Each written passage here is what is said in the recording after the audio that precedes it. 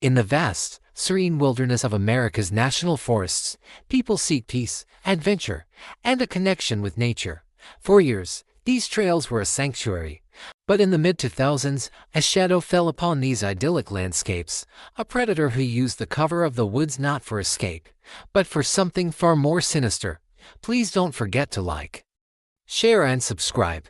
This is the story of Gary Michael Hilton, a man whose quiet, unassuming presence concealed a chilling secret that turned scenic trails into scenes of terror.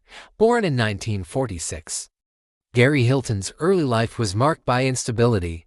He drifted from place to place, job to job, never quite fitting in. He was described by those who knew him as eccentric, a loner who preferred the company of his dog, Dandy, to that of people.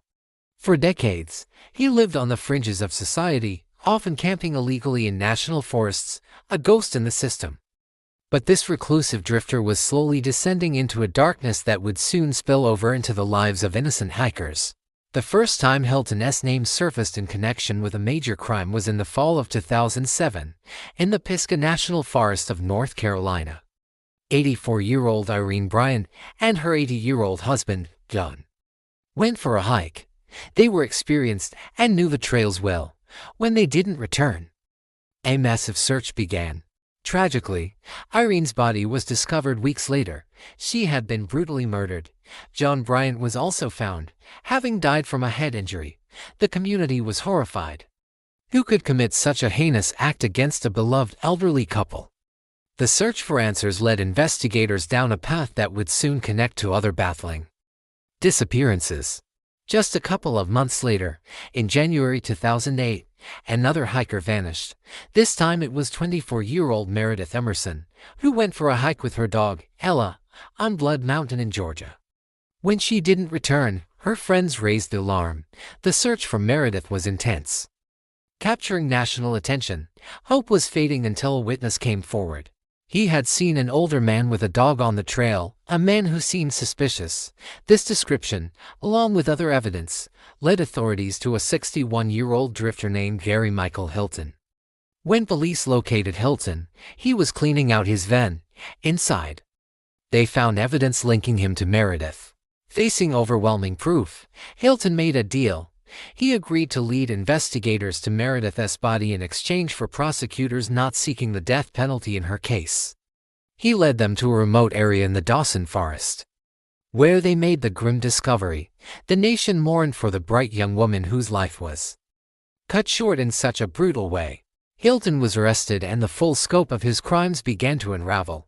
With Hilton in custody, investigators started connecting the dots to other unsolved cases. The details were eerily similar: hikers, often alone or in pairs, disappearing from remote trails. Attention turned to the case of 46-year-old Cheryl Dunlap, a nurse who had vanished from the Apalachicola National Forest in Florida in December 2007.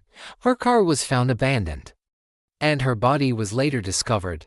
Evidence found with her remains, along with ATM footage showing Hilton trying to use her card, definitively linked him to her murder. He had used the same cruel pattern: abduct, rob, and then discard his victims. The investigation didn't stop there. Authorities looked back even further, to October 2005, when Rosanna Miliani, a 26-year-old, was reported missing in North Carolina. She had told friends she was going hiking with a man she'd met. The description of that man fit Gary Michael Hilton. While her body has never been found and Hilton was never charged in her case, law enforcement strongly suspects he was responsible for her disappearance as well. The ghost of the forests had been preying on the vulnerable for years, leaving a trail of heartbreak and unanswered questions. The legal proceedings against Hilton laid bare the cold, calculating nature of his actions. In the case of Meredith Emerson, he held her captive for days, demanding her bank pin. When she fought back, he ended her life. For the murders of the Bryants, he was charged in federal court. For Cheryl Dunlap's murder in Florida, he confessed in detail, hoping to avoid the death penalty. His confessions painted a picture of a man devoid of empathy, a predator who saw other human beings merely as resources to be exploited for a small amount of cash. Gary Michael Hilton was sentenced to life in prison for the murder of Meredith Emerson in Georgia. In Florida, despite his confession, He was sentenced to death for the murder of Cheryl Dunlap. He also received a life sentence for the federal charges related to the kidnapping and murder of Irene Bryant. The man who haunted the wilderness, who turned places of beauty into sites of terror, would spend the rest of his days behind bars, a permanent resident of a concrete jungle. The story of Gary Michael Hilton is a chilling reminder that evil can lurk where we least expect it. He exploited the trust inherent in the hiking community and the isolation of the wild. His victims were simply people enjoying the outdoors. Their lives stolen by a man who moved through the world like a phantom. Their memories live on. And the trails they loved have been reclaimed by those who refuse to let fear win. The shadow Hilton cast has faded, but the lessons learned and the lives lost will never be forgotten. Thank you so much for watching. The stories of the victims deserve to be remembered, and it's important we remain aware and safe in all our adventures. If you found this story compelling, please consider liking this video and subscribing to our channel for more true crime stories. Stay safe out there, and we'll see you in the next one.